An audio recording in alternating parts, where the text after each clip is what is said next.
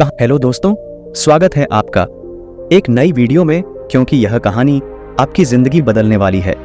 आजकल 12 से 25 साल के नौजवानों को इतनी चिंता हो रही है कि चिंता की वजह से उनका किसी भी काम में मन नहीं लग रहा। वह हमेशा परेशान ही रहते हैं। न तो वह अंदर से खुश होते हैं और न ही उनके अंदर कार्य करने की शक्ति है। फिर भला उन्हें कामयाबी कैसे मिलेगी? वह अपनी मंजिल तक कैसे पहुंचेंगे? एक समय की बात है, गौतम बुद्ध से उनके एक शिष्य ने एक बार पूछा कि महात्मा, क्या ऐसा संभव है जो मैं मेरे मन में सोचा वो सारी चीजें अपने आप मुझे मिलना शुरू हो जाएं? बुद्ध बोले, ऐसा संभव तो है, लेकिन क्या इसके लिए तुम ये 2 चीजें कर पाओगे? शिष्य बुद्ध से बोला, क्या सच में ऐसा संभव होता है? अगर हाँ तो महात्मा मुझ पर कृपा कर, मुझे बताइए ऐसा होना कैसे संभव है। मैं इसके लिए कुछ भी करूंगा। बुद्ध शिष्य से बोले, तो सुनो, तुम अपने मन में जो चाहो वह तुम्हें मिलने लग जाए। इसका पहला उपाय यह है कि तुम्हें अपने मन को अपने नियंत्रण में लाना सीखना होगा। जब तुम्हारा मन पूरी तरह से तुम्हारे काबू में आएगा, तब उस दिन तुम्हें अपनी मनचाही चीज है मिलना शुरू होंगे। शिष्य बुद्ध से बोला, लेकिन गुरुजी, मन को वश में कैसे लाया जाता है और इस समस्या का दूसरा उपाय क्या है? बुद्ध शिशु से कहते हैं, मन को वश में लाने का सबसे पहला और महत्वपूर्ण उपाय अपनी इंद्रियों को संयमित करना होता है।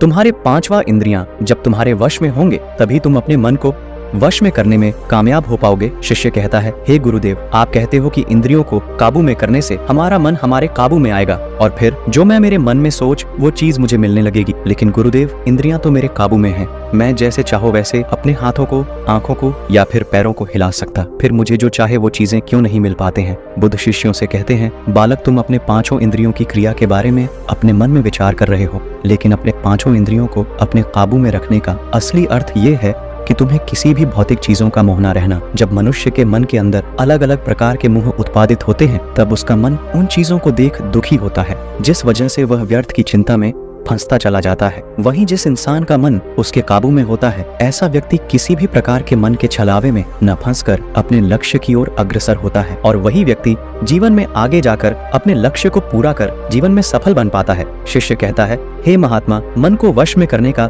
सही उपाय क्या है? किस प्रकार मैं अपने मन को अपने वश में ला सकूंगा? और गुरुदेव, दूसरा उपाय क्या है जिससे मैं अपनी मनचाही चीजों को पा सकता हूँ? बुद्ध शिष्य से कहते हैं, तुम्हें अगर अपने मन को वश में करने का उपाय पता करना है तो तुम में दिख रहे पेड़ के नीचे 1 महीना हर दिन 2 घंटों के लिए मौन रहकर ध्यान करना सीखो। जैसे ही तुम्हारे 30 दिनों का सफर खत्म होगा, वैसे ही तुम्हें अपने मन को काबू में करने का उपाय मिल जाएगा। जिस दिन तुम्हें अपने मन को काबू में करने का उपाय पूरी तरह से हो गया, उसी दिन से तुम अपने मन में जिस भी चीज का विचार करोगे, वही चीज तुम्हें प्राप्त होना शुरू हो गया। अगर तब तुम पैसे के बारे में या फिर संसार में मौजूदा किसी भी चीज के बारे में अपने मन में विचार करते हो, तो वह विचार तुम्हें अपनी मनचाही चीज को प्राप्त करने में तुम्हारी मदद करेगा। पर इसके लिए तुम्हें अपने मन को वश में कर पाना अत्यंत जरूरी है। जब तुम अपने मन को वश में कर लोगे, तभी मैं तुम्हें दूसरे उपाय के बारे में बताऊंगा। शिष्य बुद्ध को प्रणाम कर कहता है, यह तो काफी आसान कार्य है। 1 महीना ही क्या, मैं 1 साल तक 2 घंटे उस पेड़ के नीचे बैठ सकता। आप मुझे आज्ञा दें, कल से ही मैं ध्यान में बैठने के लिए तैयार हूँ। बुद्ध शिष्य से बोले, ठीक है, तुम पहले 30 दिन उस पेड़ के नीचे मौन रहकर ध्यान करके दिखा दो, फिर हम आगे बात करेंगे। शिष्य को लगता है, गुरुदेव ने तो मुझे बहुत ही आसान कार्य सौंपा है, इसे तो मैं आसान था पूर्वक कर सकता, इसमें कौन सी बड़ी बात है? 1 महीना पेड़ के नीचे ध्यान ही तो लगाना है, इससे मैं आसानी से कर सकता। शिशु दूसरे दिन गौतम बुद्ध को प्रणाम कर उस पेड़ के नीचे मौन रूप से बैठ गया। 3-4 दिन तक ऐसे ही चलता रहा। शिष्य हर दिन बुद्ध के पास जाता है, उनको प्रणाम करता और उस पेड़ के नीचे जाकर मौन रूप से ध्यान करना प्रारंभ करता। लेकिन जब 6ठे दिन रोज की तरह शिष्य उस पेड़ के नीचे बैठने गया, तब उस समय उसका मन बेकाबू होने लगता है। उसके मन में अलग अलग चीजों के विचार आना शुरू होते हैं। उसने अब तक जिस लोगों से बुरा बर्ताव किया, अपने साथ गुरुकुल में प्रश्रय भाइयों को उसने हर बार कैसे मूर्ख बनाया और अपनी तारीफ करने के लिए गुरुजी को कब कब झूठ बोला, इन सारी बातों के विचार उसके मन में उत्पादित होने लगे हैं, जिससे उसका पूरी तरह ध्यान में मन लगना बहुत ही मुश्किल होने लगा। थोड़े दिन बीते। आज शिष्य का मौन रहकर ध्यान करने का 1 दिवस था, लेकिन उसके मन में बार बार आते हुए गलत विचार उसे ध्यान को ठीक से करने नहीं दे रहे थे।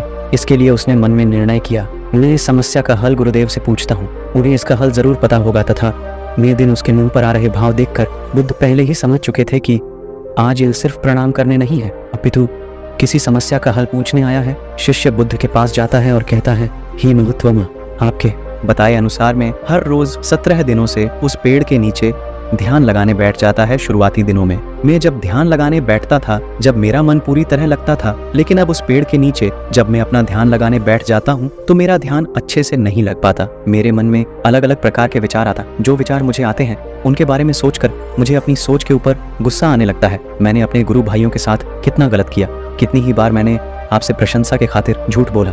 इन सभी गलत और विचार मुझे अंदर से दुखी करते हैं और मेरा ध्यान टूट जाता है। मैं सोचने लगता हूँ कि मैं कितना गलत था, जिसकी वजह से मेरा ध्यान पर मन लगाना तो दूर में ध्यान करते समय इन्हीं विचारों से जूझता रहता है। महात्मा मुझ पर कृपा करें और मुझे गलत विचारों को अपने मन से पूरी तरह खत्म करने में सहायता कीजिए। बुद्ध शिष्यों से कहते हैं, तुम्हें जब मैंने पहले दिन मौन रहकर पेड़ के नीचे बैठने के लिए कहा था, अब तुम्हारे मन में किसी भी प्रकार के विचार नहीं आ रहे थे, लेकिन अब 18 दिन बीतने के बाद तुम्हारे मन में अपनी गलतियों के विचार उत्पादित हो चुके हैं, जिसका कारण एक ही है। जब तुम अपने गुरु भाइयों के साथ मस्ती करते थे और सबको अपनी तारीफ करने के लिए झूठी कहानियां सुनाते थे, तब तुम शांत रह रहे अपने मन से बातें न कर पाए। पूरे दिन गुरु भाइयों के सामने बढ़ावा करने में समय व्यतीत करते थे, लेकिन जब तुम आने अपने अंदर अपने मन से बातें करना प्रारंभ किया तो तुम्हें अपने आप ही अपनी गलतियों के बारे में विचार आने शुरू हुए हैं, जिसका कारण एक ही है। व्यक्ति अपने आप से किसी भी सवाल को पूछता नहीं है। लोग शांत रहकर खुद से बात करना पसंद नहीं करते और दूसरों से अपनी समस्याओं का हल पूछकर उदास होते हैं। जब इंसान अपनी किसी भी प्रकार की समस्या का हल शांत रहकर अपने आप से पूछता है, तब उस वक्त उस व्यक्ति की बुद्धि खुद ब खुद उस समस्या को हल करने का रास्ता उस इंसान को बताना शुरू करते हैं। जब तुम अपने आप से बातें करना प्रारंभ करते हो, तब तुम्हें खुद की अच्छाइयाँ और बुराइयाँ दोनों दिखना शुरू होती हैं, जिसका फायदा तुम्हें भविष्य में होना शुरू होता है। यानी जब तुम्हें अपनी गलतियाँ दिखती हैं, तब तुम उन पर शांति से काम कर अपने आप ही आगे बढ़ाना शुरू कर देते हो। क्यों जेम्स?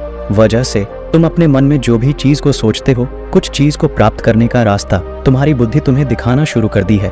बौद्ध कहते हैं, इसलिए मैंने पहले ही दिन में बताया था, जैसे जैसे तुम शांत रहकर अपने मन से विचार करना शुरू करोगे, वैसे वैसे तुम्हें अपनी मनचाही चीज है मिलना प्रारंभ होंगे। बुद्ध शिशु से बोले, गुरुदेव, आपने मुझे दूसरा उपाय बताने का भी वादा किया था, मुझे लगता है वह उपाय से आसान होगा, कृपा कर मुझे दूसरा भी उपाय बताइए। बुद्ध शिशु को बोले, मैं तुम्हें दूसरा उपाय तुम्हारे 30 दिन पूरे होते ही बता दूंगा। शिष्य बुद्ध को निराशा भरी नजरों से देखता है और वहां से चला जाता है। थोड़े दिन बीतते, आज उस शिष्य के 30 दिन पूरे हो चुके थे। शिष्य बुद्ध के पास चला जाता है और बुद्ध से पूछता है, गुरुदेव, मुझे मेरा मन इतना हल्का क्यों लग रहा है? आज मेरे मन में पहले से कम विचार आते हैं और मेरे मन में किसी चीज को प्राप्त करने का मौका भी नहीं है। लेकिन गुरुदेव, दूसरा उपाय क्या था जिसे आपने उस दिन नहीं बताया?